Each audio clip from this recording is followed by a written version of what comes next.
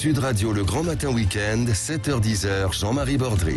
Excellent réveil à vous tous en ce dimanche matin, à l'écoute du grand matin week-end sur Sud Radio. On vous accompagne jusqu'à 10h avec des conseils et avec aussi l'actualité, des débats. Et le premier débat de ce dimanche, c'est tout de suite sur Sud Radio, avec cette question qu'on vous pose sur le Twitter de Sud Radio. Est-ce qu'il faut renoncer à l'obligation vaccinale pour les soignants? Elle entre en vigueur dans 3 jours. C'est cette semaine. Ceux qui ne s'y plieront pas, qui ne se feront pas vacciner, devront quitter leur travail et ils ne seront plus payés.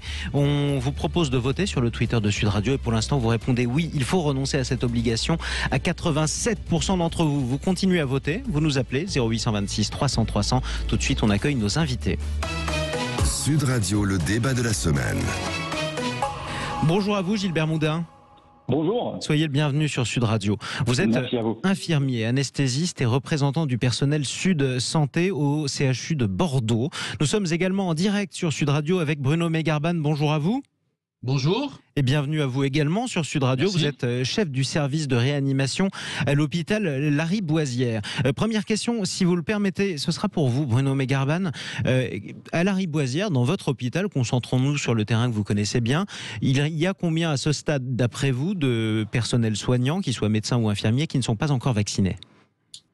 Écoutez, pour le moment, c'est encore difficile de donner un chiffre précis. Il semblerait qu'il y ait une trentaine de personnels soignants sur l'ensemble de l'hôpital qui a manifesté son souhait de ne pas se faire vacciner au 15 septembre. Donc, il serait hors la loi à ce moment-là.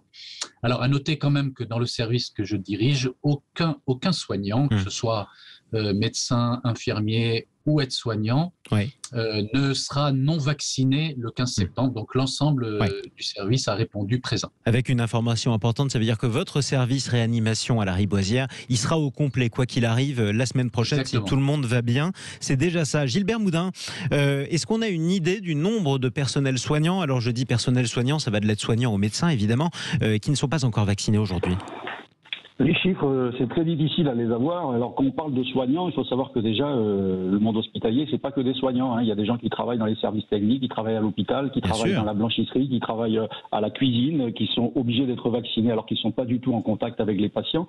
Côté soignants, on a des chiffres à peu près d'être vaccinés à 90%, ce que nous dit la direction, mais le nombre exact de personnes qui ne sont pas vaccinées, on l'a pas encore exactement aujourd'hui. Les gens doivent se signaler sur une plateforme, mais tout le monde ne l'a pas fait. Et moi en particulier, je me suis pas déclaré vacciné sur cette plateforme en ligne. Alors j'ai noté une nuance dans votre propos. Vous dites que vous ne vous êtes pas déclaré vacciné. Ça veut dire que peut-être vous l'êtes, mais que vous n'avez pas voulu le faire savoir à l'administration pour aller au bras de fer ? Mais tout à fait, il y a un secret médical, je n'ai pas, et là actuellement, les non-vaccinés subissent un harcèlement, des pressions au niveau hiérarchique, que ce soit de l'encadrement. Il y a eu énormément d'appels cette semaine sur les téléphones portables parce qu'ils ont des fichiers effectivement de personnes non vaccinées. Alors moi, ils ne m'ont pas appelé parce que je ne dois pas être sur le fichier liste rouge, mais effectivement, je me suis pas déclaré gréviste, pas gréviste, mais vacciné, et ça c'est à mon service de santé au travail que je dois le dire. Et pour moi, ma direction, ma chefferie n'a pas à savoir mon statut vaccinal et c'est à mon service santé au travail. C'est une position de principe, en tout cas, que vous avez, vous, Gilbert Moudin, et d'ailleurs l'ensemble des syndicats Sud de santé qui ont pris position contre cela. Est-ce que vous comprenez, Bruno Megarban, cet état d'esprit ? Écoutez, bon, c'est une posture politique, donc dans ce sens, je la comprends. Malgré tout, c'est simplement un moyen pour faciliter à l'administration l'application de la loi. Effectivement, plutôt que de devoir contacter chaque personnel pour lui demander son pass sanitaire ou ses certificats de vaccination le 15 septembre, il est beaucoup plus simple que chacun d'entre nous mette son certificat sur le site en question. Ça fait gagner du temps. Ce qui permettra un contrôle plus facile. Ouais. Il restera alors à l'administration de vérifier les quelques personnes qui n'ont pas mis leur certificat sur le site. De toute façon, évidemment, la loi sera appliquée. Ouais. Maintenant, nous plaidons, nous, de notre côté, pour un principe de réalisme, évidemment. Moi, je ne suis pas spécialement favorable aux sanctions, mais encore faut-il que chacun d'entre nous soit responsable. Alors, vous n'êtes pas favorable aux sanctions, vous êtes plutôt favorable aux incitations. J'imagine comment ça pourrait se passer, parce que à ce stade, à partir de mercredi, si j'ai bien compris, tous ceux qui n'auront pas déclaré leur vaccination et qui travaillent à l'hôpital, ils ne seront plus payés, ils ne pourront plus travailler, Bruno Megarban. Alors, dans un premier temps, je crois qu'ils seront convoqués par la direction des ressources humaines pour régulariser leur situation. Et donc, évidemment, il y aura très probablement à ce moment-là un nouveau conseil, un peu de pédagogie, d'explication. Peut-être même qu'on arrivera à en convaincre un certain nombre, avant, bien sûr, de notifier une suspension de fonction sans rémunération. Alors, il y aura encore une petite période où les personnels en question pourront prendre des congés, puis des congés sans solde s'ils ne en restaient pas, avant évidemment d'arriver à des mesures plus drastiques.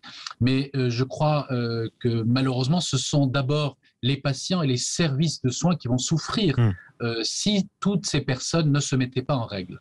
Gilbert Moudin, est-ce que vous comprenez l'inquiétude de Bruno Megarban si à terme, pas tout de suite dans 2 ou 3 jours, si à terme, ceux qui ne veulent pas se faire vacciner et s'ils sont nombreux, quittent l'hôpital? Mais je suis très très inquiet. On a vécu un été déjà dramatique. On n'a absolument aucune réserve de personnel et on l'a vu encore cet été. On avait par exemple sur le CHU de Bordeaux plus de 700 lits qui étaient fermés sur 3000 lits, sur une capacité de 3000 lits. Nos services d'urgence étaient totalement engorgés avec une impossibilité d'hospitaliser derrière.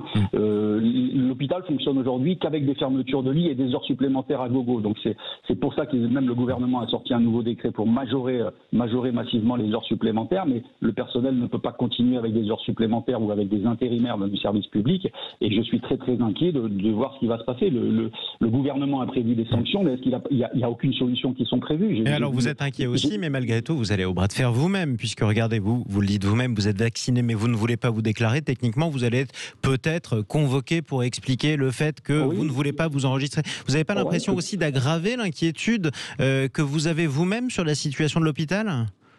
Non, on n'aggrave pas, mais on a vu des gens qui sont dans un état psychologique très très touchés cette semaine parce qu'ils sont stigmatisés dans les services, ils sont montrés du doigt, ils sont marqués au fer rouge, ils ont des convictions. Certains ont eu le Covid dans les premières phases de la maladie et ils ont été continués à travailler, ils étaient asymptomatiques. Aujourd'hui, on les oblige de se faire vacciner. Certains ont des maladies ils ont des convictions qui font qu'ils ne veulent pas être vaccinés. Il faut les accompagner, mais là, de les sanctionner sans proposer même de solution, je trouve que c'est extrêmement brutal, alors qu'ils servent l'hôpital depuis toujours. Et de nombreux soignants parmi nous sont aujourd'hui doublement vaccinés et porteurs de la maladie, asymptomatiques. Moi, je suis vacciné, je peux être contaminant, et quand je travaille dans mon équipage de SMUR, je peux contaminer des patients si je ne respecte pas les gestes barrières. Qui ne respecte pas mieux les gestes barrières que le soignant?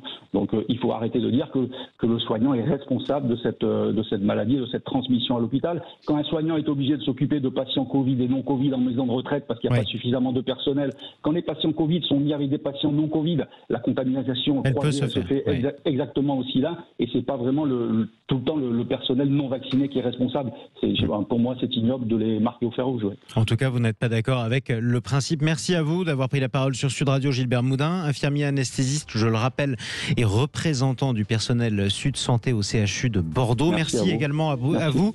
Bruno Megarban, chef du service de réanimation de la Riboisière, ça c'est à Paris. À tous les deux, surtout bon courage, effectivement, parce que ça fait quand même 1 an et demi que vous êtes tous les deux sur le front et vous en aurez bien besoin, vous et vos collègues, quoi qu'il vous arrive. On vous posait cette question sur le Twitter de Sud Radio. Faut-il renoncer à l'obligation vaccinale pour les soignants qui entre en vigueur dans 3 jours? Vous répondez oui assez massivement sur le Twitter de Sud Radio, à 87% d'entre vous. Chers amis, on vous souhaite à nouveau un excellent dimanche si vous nous rejoignez dans le Grand Matin Week-end sur Sud Radio. On est